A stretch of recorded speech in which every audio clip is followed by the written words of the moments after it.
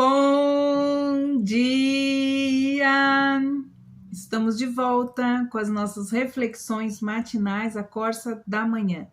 Nesta série de reflexões a respeito do livro de Tiago, a sabedoria de Deus do Novo Testamento para nós. E hoje nós vamos então finalizar o nosso estudo na carta de Tiago e vamos fechar então do capítulo 5, dos versículos 13 a 20, que é a nossa última parte deste livro tão importante, tão prático para a nossa vida diária. Eu espero que você tenha gostado, espero que tenha abençoado a sua vida, que você continue conosco, compartilhando, passando à frente. Nós temos para a semana que vem, temos uma nova série de devocionais que vai se chamar Arrume a Sua Casa, ou Ponha a Sua Casa em Ordem. Alguns princípios importantes, né? Estamos quase finalizando o ano e é muito importante, tem os princípios importantes para que a gente possa no mês de novembro e dezembro colocar a nossa casa em ordem para abrir o novo, né? O novo de Deus para a nossa vida, para a nossa família, para todas as áreas da nossa vida. Então, nós vamos trazer alguns princípios importantes de como nós podemos começar a arrumar a nossa casa, pôr a nossa casa em ordem para esse novo ano que virá. Tiago, capítulo 5, versículos de 13 a 20, dizem assim: acima de tudo, alguém de vocês está sofrendo? Faça oração. Alguém está alegre? Cante louvores. Alguém de vocês está doente? Chame os presbíteros da igreja e estes façam orações sobre ele, ungindo-o com óleo em nome do Senhor. E a oração da fé salvará o enfermo e o Senhor o levantará. Se houver cometido pecados, lhes serão perdoados. Portanto, confessem os seus pecados, esses serão perdoados. Portanto, confessem os seus pecados uns aos outros e orem um pelos outros, para que sejam curados. Muito pode, então, a eficácia, a súplica do justo.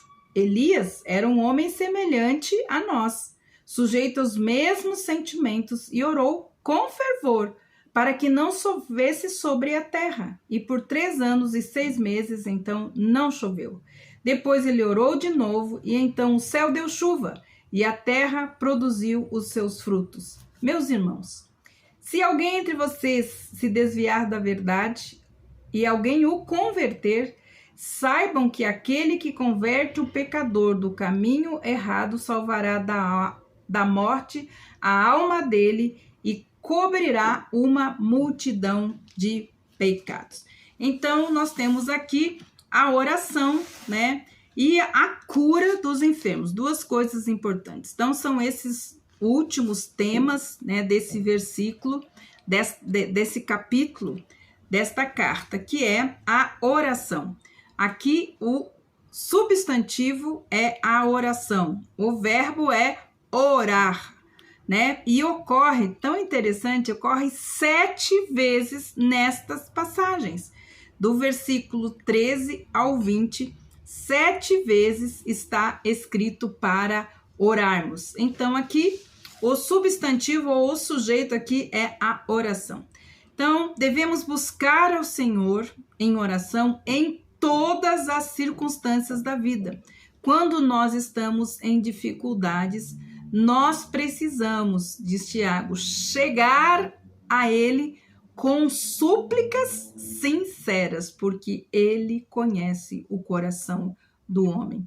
Quando nós estamos alegres, devemos louvá-lo de todo o nosso coração e agradecer. E a palavra de Deus diz que agradecer é em todo tempo, deve haver um coração grato dentro de nós. Ainda, né, que às vezes não estejamos muito bem humorados e dispostos, né? Às vezes o nosso humor varia, mas Deus deseja ser lembrado em todo tempo, em todas as circunstâncias, nós devemos ser gratos a Deus.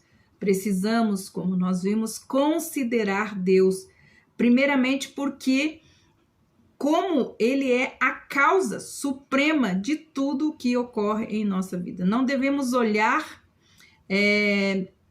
para as coisas pensando que as coisas estão desconexas, que a engrenagem está quebrada, que nada está funcionando. Não. Nós precisamos entender que Deus tem o controle de todas as coisas. Os céus reinam. O Senhor reina sobre os céus e sobre a terra. Ele tem o controle de todas as coisas nas suas mãos. Então, não existe um movimento confuso, as engrenagens não estão emperradas. Não podemos entregar os pontos como se fôssemos vítimas, das circunstâncias, nem muitas vezes esperar que elas mudem.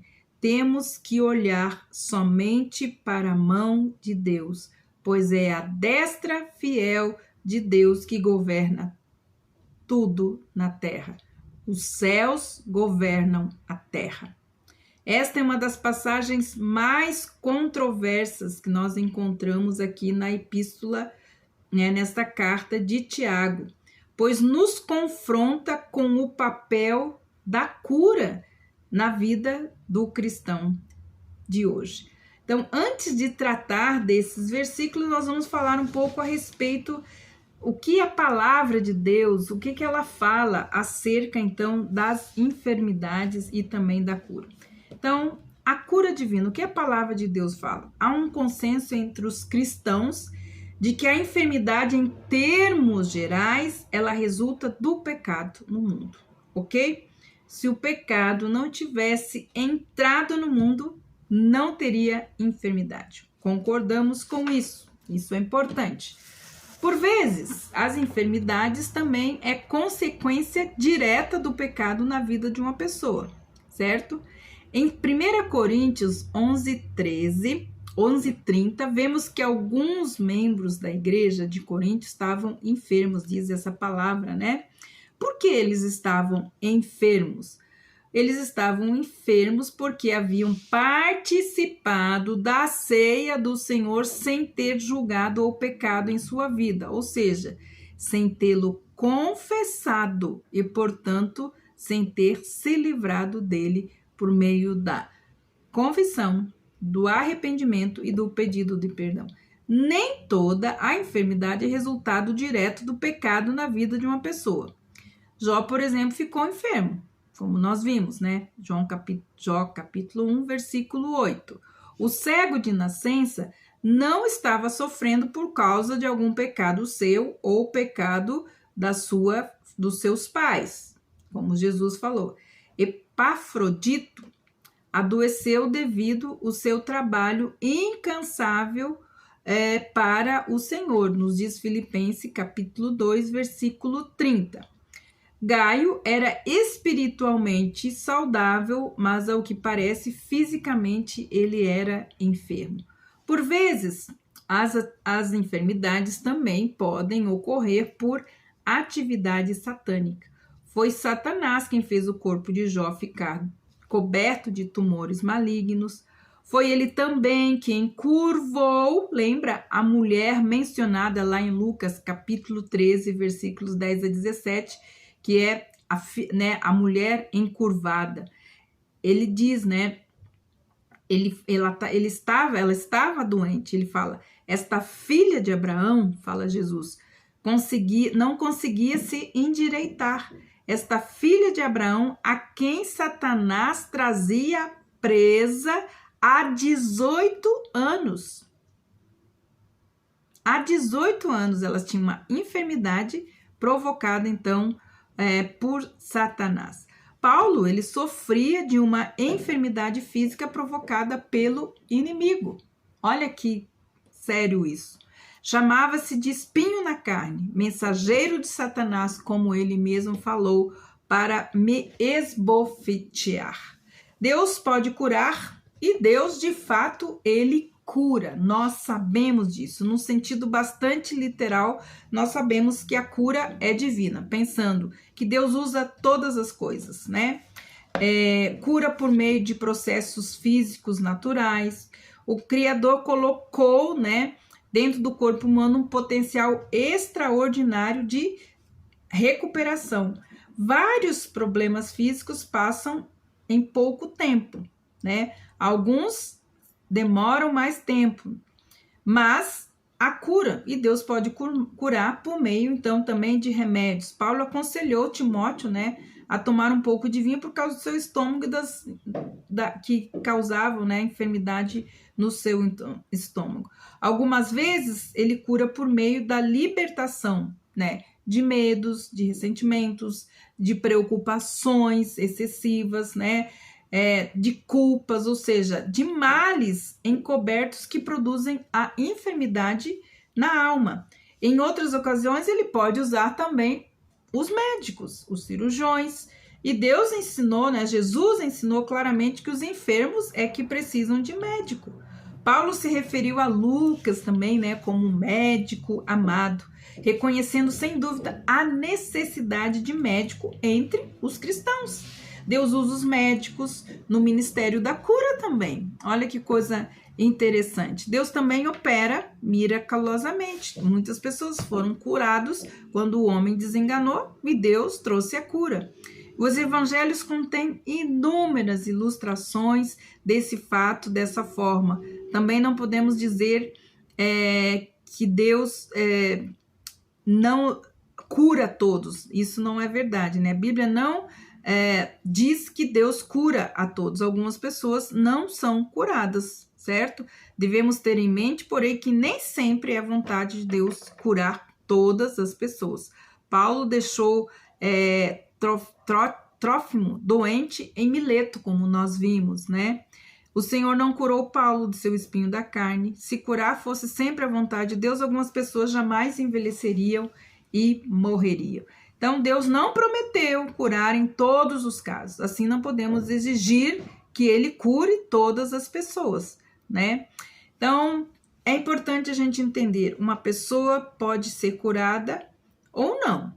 Se isso, né, nós precisamos trazer isso.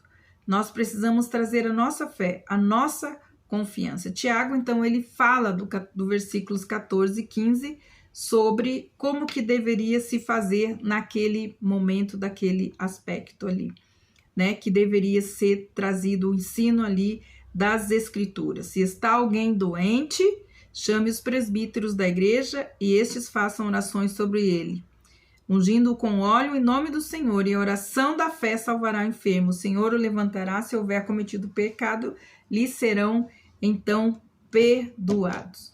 Então, amados, nós terminamos aqui esta carta de Tiago e nós somos então gratos a Deus por esse momento de sabedoria que Deus tem dado a nós. Que o Senhor possa trazer, aumentar a fé, a esperança e a confiança nossa diante de Deus. Tiago fala, né, de como a fé, né, de Elias quando orou para que não chovesse, não choveu, e pediu para que chovesse e aí choveu. Então, o que Deus espera de nós, que nós possamos orar exercitando a nossa fé e que a vontade de Deus seja feita em nossas vidas. Que Deus abençoe você e até amanhã até segunda-feira com as nossas reflexões matinais, a Corsa da Manhã. Deus te abençoe e até segunda-feira com a nova série de devocionais.